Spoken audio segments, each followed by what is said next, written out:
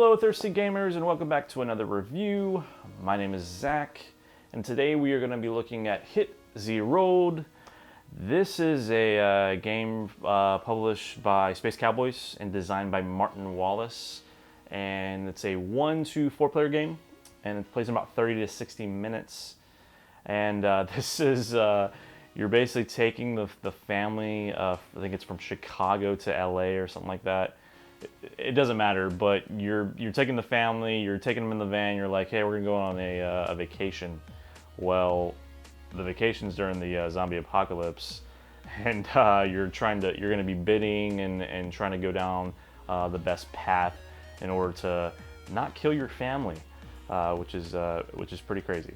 Let me show you the components, show you how it plays, tell you my final thoughts. All right, so this is something a little different here. I wanted to actually show the rule book. Because for one of the components, the rulebook is actually kind of cool in this game. I'm going to read you like a little bit. You can see it here. At the beginning of the rulebook, it shows a little thing from, what is his name? Martin. He says, "Hi, my name's Martin. Me, my parents, and my sister had quite the adventure last year. We lost some good people, but we also made some new friends along the way." And you can read the rest for yourself. But I thought that was interesting with the little smiley face in the corner. But even if you look on the inside of this, it's like graph paper. It definitely looks like Martin actually drew this or wrote this up himself.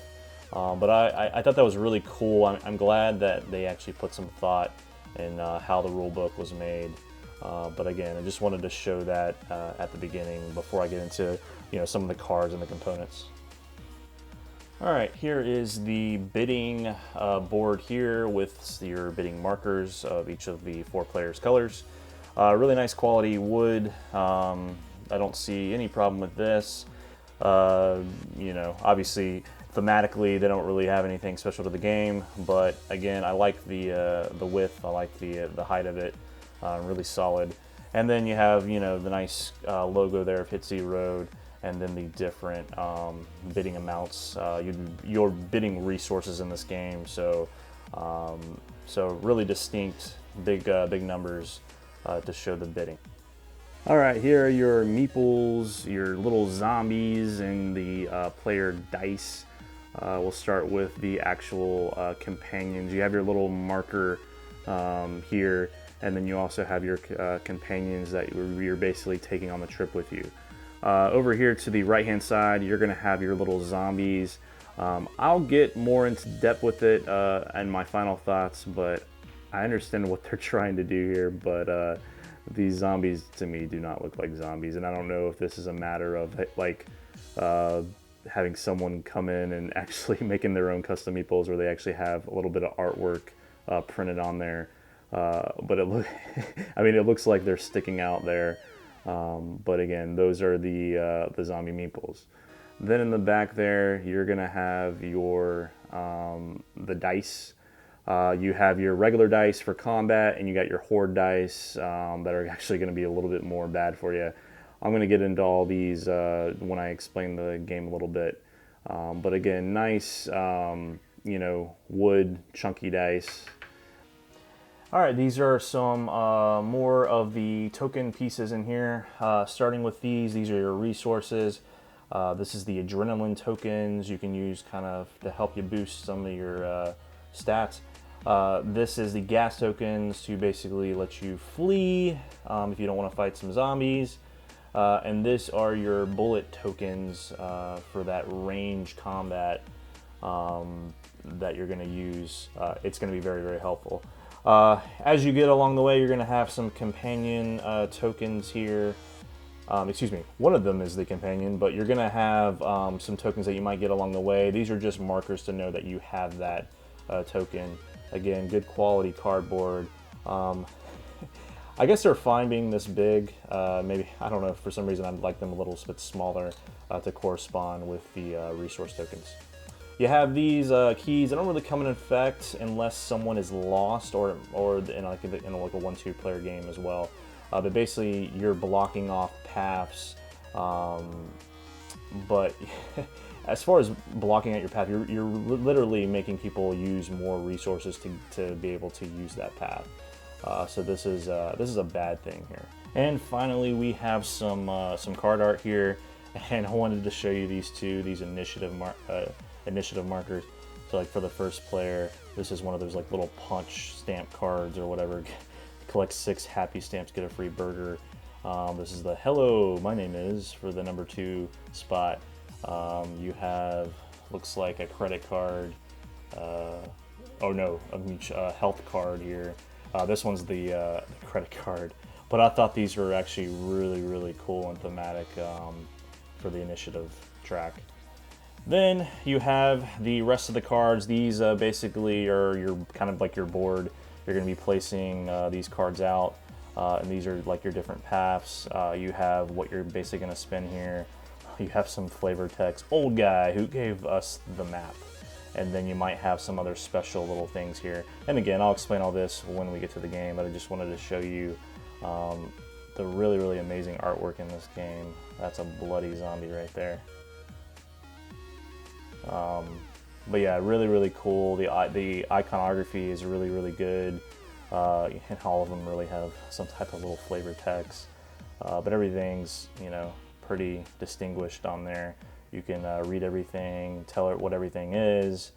But yeah, man, the artwork's really cool in this game. All right, at the start of the game, everyone is going to get one of these initiative token. And they're going to have a number on them, so the first player that has the first player initiative token will be able to bid first. At the start of this game, there is a bidding phase, so you are bidding your resources that you have. You have in this game adrenaline, gas, and bullets. So in any combination, your bid is going to be that amount of your resources, and you can again pick and choose which ones you would like. So starting with the first player, they might bid 1 resource, and then, you know, blue might outbid them for 3, yellow might say no, I'm not bidding anything, and then green might bid for 5. So green would get the initiative token now of the first player, and so forth. Blue will get second. If there's ever a tie, let's just say green and yellow were tied in 0. Again, you can't tie obviously in the other numbers, but if there are multiple people that bid 0, it is the previous initiative would break the tie. So if green had 3 and then yellow had 4, green would still go before yellow. So that is the beginning of the game. You can, even if you pass, you know, if red passes on his turn and then we're keep going, he can actually keep going as well later on in the bidding round if everybody does not pass. So after everyone has bid on their and spent their resources, you're going to start with the first player. They are going to pick a path that they would like to go on. They'll look through here. These little green icons here basically mean you're going to be fighting zombies. So they're probably not going to want to go through that. And then this card right here says you're going to have to discard one of your resources. So they're not going to want to do that. So they would choose this path. Now, starting from left to right, they are going to gain these amount of resources right here. So they were going to gain 3 bullets, and then they are going to get this special little telescope icon. In this game, you are going to be getting little tokens here that are basically going to come up maybe in the rest of the game. They might come up, in round 5, 4, whatever, that they're going to be able to do something later in the game. Some of them are good and some of them are bad. But you have that option to take these and you basically just keep them with your resources. After that, then he goes to the next card. He basically discards this card. There could be some victory points at the top of the cards, such as this. And then that he would basically put this card face down in his pile and he would get this victory point for that. But in any case, he would basically discard this card. Then he would move on to the next one. Again, this one would be you're gaining these resources, so you'd be gaining 2 adrenaline tokens and also a bullet token. and then nothing else happens. So again, he discards this card. Everybody's gonna just keep doing this, and they're gonna, you know, to collect resources, collect tokens, but then they might have to fight some zombies. So I'm going to basically take you through a fight and tell you how that plays. All right, in this fight, I'm going to be facing 5 zombies. So you will place your little companion color, and then whatever your, how many, you know, people you have in your group, you're going to be facing them. You know, it doesn't really matter. You can put them behind you or in front of you. And then you will put the number of zombies out that are corresponding to the card. So for instance, I will be putting 5 zombies out, and you have the option of doing a range combat. Again, you don't have to do this, but to do this, you're going to be spending bullet tokens, and these are where some of your resources come in place. So if I spend 1 bullet token, I will get 2 dice. For every 1 bullet token, you get 2 dice. So let's just say I spend 2 bullet tokens, I get 4 dice. I'm going to roll, and for every bullet, little target symbol, I'm going to kill a zombie. So in this case, I would kill 2 zombies. Every other symbol doesn't matter in range combat. I'll get to that later when we do melee.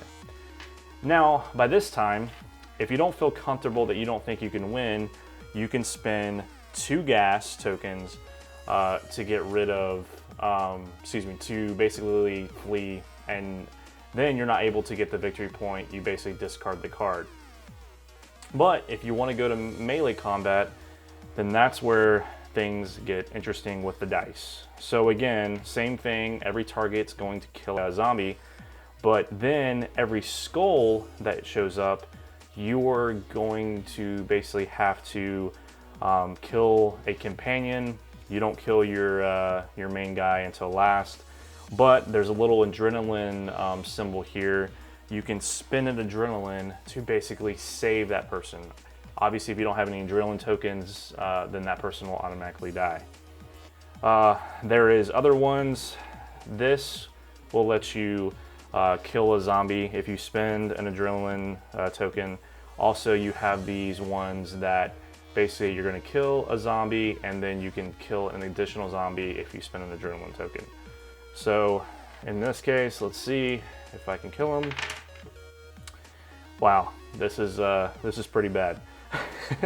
So I can kill 2 zombies if I basically kill one for free, and then I have to kill one if I have to use an adrenaline.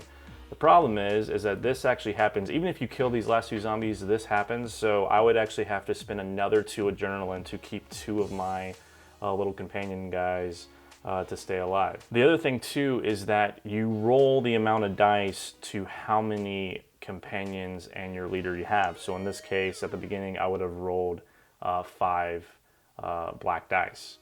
But as you lose guys during melee, you know, you'll start losing dice, and so in this case, I'd only roll 3 dice. You keep going back and forth until either you die completely or all the zombies die. If you are successful, you take this, you put it face down, and you get that victory point for the end of the game. And real quick, the other type of fighting is when a horde symbol comes out. So instead of the green, it would be red. Again, for this case, you'd throw out, there's 6 zombies. Again, you have the amount of dice per how many people you have in your party. But for instance, for this one, there's a little red skull. There's one of those. So you would basically take out one black dice and you put in a horde dice. Again, you roll and everything does as normal. The problem is that you have the one face on the red die that basically it's an instant kill. So if you ever roll that, one of your people die automatically. So this is later in the game. The cards definitely get a lot harder as the game goes on. So you won't see the hordes at the beginning, but at the end, you'll start having these pop up. Now in this game, you can be eliminated. So once your last guy dies, you're out of the game. whatever victory points that you accumulated over the game doesn't matter. You're completely out. But if there are 2 or more players that are left in the game with at least 1 survivor, then you're going to add up victory points. Each card that has these victory points on the right hand side, you add up these. Then there is cards that give you extra 3 points depending on the most of something. And you might familiar with these type of cards from previous games. So I thought that was really cool card art there. But basically, you give this to the player with the most people at the end, the most adrenaline tokens, the most gas tokens, and the most bullet tokens. If there is a tie, then no one gets the cards. But again, each of these are worth 3 points. So you're gonna add up your victory points, add up your end of game bonus points, and then whoever has the most points at the end of the game wins. And we're back. That was Hit Z Road. Let's talk about the good. Let's talk about the bad. The good. The artwork is really, really good, well done. I mean, just from the box itself, I really, really like that style of artwork. Because it has that 1940 style, like the little bottle cap, little resource tokens, the cards itself. The artwork's really cool. The little sayings and things on the little flavor text on the cards gives a little bit more theme. The gameplay itself, I don't think it's too bad as far as teaching it. The bidding there is your simple bidding. There is something bad in there that I'll talk about a little later. The actual going down the certain paths, the fighting the zombies where you can have that one range combat. I actually do really like that to where, it kind of mixes up the combat, very well. I enjoy the, finding out later on what those actual special tokens you get, what they do. Some of them are negative, some of them are positive. I really enjoy that. But overall, as far as the game itself, I can teach this game really quickly, and I think this is actually one of those games where I probably like the solo better. I don't really play many solo games, but I do enjoy the solo variant probably a little bit more than the actual game with other people, which is pretty crazy. Let's talk about the bad.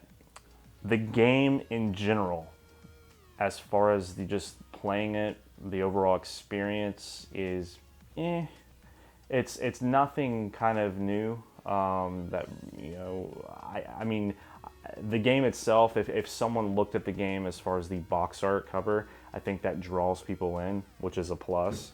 But now you get to the game and it's like, okay, well, you bid and, you go down these paths, you roll some dice, yay. The bidding, let's talk about the bidding first. The bidding, I don't like, if you pass, to me, you're out. You're done. Okay? I don't like where it's like you pass and then, oh, by the way, if no one else passes or if everybody else doesn't pass, you get to go back in. It draws up bidding like that. I don't really like that in as far as a bidding mechanic. I like bidding, but I don't like when you're out and then you can come back in after you passed. If you get outbid, then it makes sense. So it draws out the bidding phase a little bit. You really have to manage your resources in this game. There is a lot of times if you go all out with your resources at the beginning of the game, you're basically screwed at the end. There's a lot of people that I've seen, at least one person dies in the game almost every single time. Is that a bad thing? I don't know. I mean, to me, player elimination's not ever that bad thing, but I do see that becoming an issue if you're playing this game a lot, and then you're just a bad resource manager. And now again, I don't know if that faults the game itself, but it does have that in there to where for a game like this, I've seen people that could go out pretty early in this game, whereas you would think for something like this, it's not like King of Tokyo or anything like that, where it's It's pretty casual, pretty friendly. It's you got to really manage your resources. And then just to nitpick on some of the components, the zombies. This is really where Meeple Source, give a shout out to them, or Meeple Source could come in and actually make cool like looking zombies. The zombies look really weird. They don't look like zombies to me. And again, I don't know how you would show that as far as just a silhouette of a wooden piece, but it has like the arms stuck out really weird. I don't know. Maybe you could have the arms kind of coming out like this. I'm not a component maker, but that'd be something that this game could be to use. But the game, like I said, to me it was fun, but it wasn't something that I'm going to be like wow about. But the first, like I said, the solo, I think that's kind of cool because in the solo variant you can actually you have like one row that's fully the 2 cards, one row that has just like 1 card up and 1 card facing down, and the last row you have 2 cards that are down. I actually like that variant more than just having every single row up. The other bad thing is that once you know all the tokens of what they do, those tokens are going to be coming up in all your games. You know, and you take out a few cards at the beginning of the game, so you're not playing with the same cards every single time. But the cards are limited. I mean, there's not a lot of cards in here. You're going to be playing with a lot of the same cards. So once you know what the Band-Aid does or the companion does, you're gonna know the game. So this is one of those games that's going to need an expansion. That's going to have more cards and more things. But do I want to invest into a game that I'm already like, on the gameplay itself? I don't think so. So fun little game. I did enjoy myself, but I wasn't blown away. I wasn't being like, oh my god, this is going to be a game that I'm going to keep for a long time.